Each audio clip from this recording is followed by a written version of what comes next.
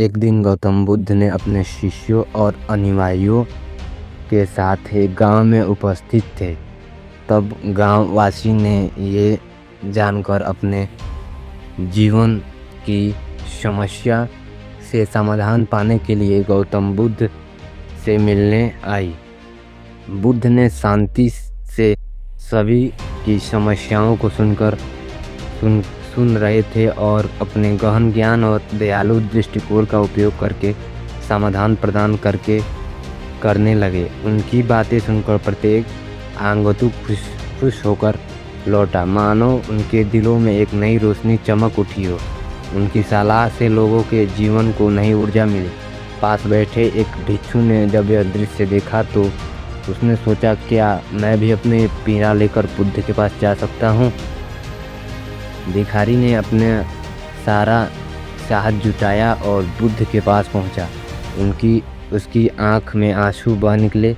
भिखारी थर-थर आवाज़ में बुद्ध से कहा, भगवान, मैं एक तुच्छ भिखारी हूँ। मेरे पास ना ही कोई संपत्ति है, ना घर द्वार है। मेरे जीवन में केवल दुख ही दुख है। मैं तो पूरा जीवन दूसरों को निर्भर करके जीता हूँ। मैं दूसरों की मदद करने के लिए चाह कर भी नहीं कर पाता। मेरे जीवन में कोई आशा नहीं बची है।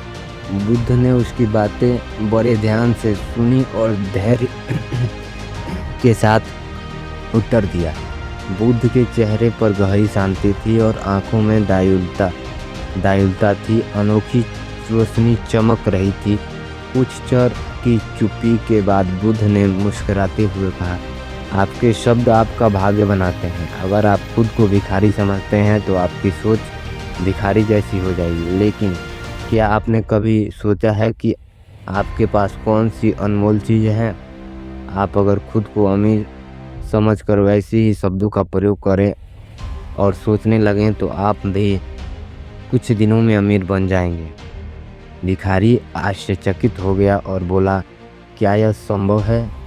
क्या ऐसा हो सकता है? बुद्ध ने बोला, क्या आपके पास बोलने की शक्ति नहीं है? शब्द नहीं है? बुद्ध ने सरल लेकिन प्रभावशाली आवाज़ में कहा, ये खजाने तुम्हारे पास हैं, लेकिन आपने कभी इनका उपयोग नहीं किया है। जब तक आप खुद को भिखारी कहते रहेंगे, आपकी स्थिति नहीं बदलेगी। बुद्ध ने हिचकिचाते हुए बोला, तो मुझे क्या और कैसे करना चाहिए और मुझ पर कृपा बताइए। भिखारी ने हिचकिचाते हुए बोला बुद्ध से। बुद्ध ने शांत स्वर में उत्तर दिया, अपने शब्द बदलो। हर दिन अपने बारे में एक सकारात्मक बातें कहें। सुबह अपने आप से कहें, मैं एक अमीर व्यक्ति हूँ, मैं दूसरों की मदद कर सकता हूँ, मेरे पास देने के लिए बहुत कुछ है।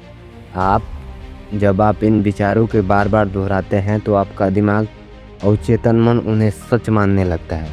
भिक्षु को बुद्धि की शब्दों में गहराई और सच्चाई दिखी। उन्होंने इस सलाह पर अमल करने का फैसला किया। अगले दिन से उसने अपने विचार और शब्दों को बदलना आरंभ कर दिया। सुबह वह आत्मविश्वास के साथ कहता रहा, मैं खुश हूँ, मैं अमीर हूँ, मैं दूसरों की मदद कर सकता हूँ, मेरे पास देने के लिए बहुत कुछ है। धीरे धीरे उनकी सोच बदलने लगी। उन्हें लगा कि उनकी आवाज़ में एक विशेष प्रभाव है और धीरे धीरे उनके जीवन और आर्थिक स्थिति में भी बदलाव आया।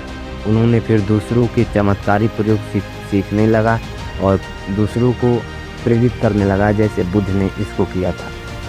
कुछ महीने बाद वह भिखारी फिर से बुद्ध के पास पहुंचा। इस बार उसकी आंखों में आंसू नहीं बल्कि आत्मविश्वास था।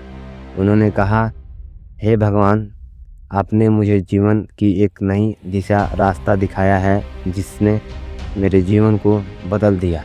मैं अब खुद को भिखारी नहीं मानता, मैं अमीर हूँ और मैं जो आपसे सीखा वो सबको सिखाता हूँ।